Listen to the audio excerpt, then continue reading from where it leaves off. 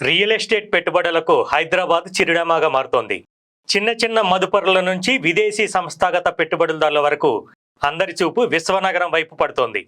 Real estate రంగానికి అనుకూల వాతావరణం ఉండటంతో అన్ని తరగతుల వారు నగరాన్ని స్వర్గధామంగా భావిస్తున్నారు.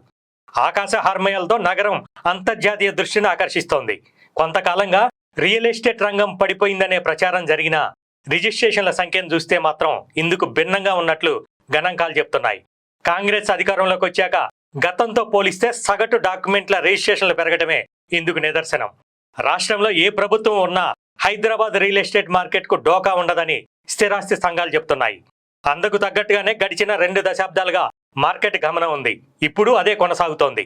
డిసెంబర్లో రేవంత్ రెడ్డి ముఖ్యమంత్రిగా బాధ్యతలు తీసుకున్నారు.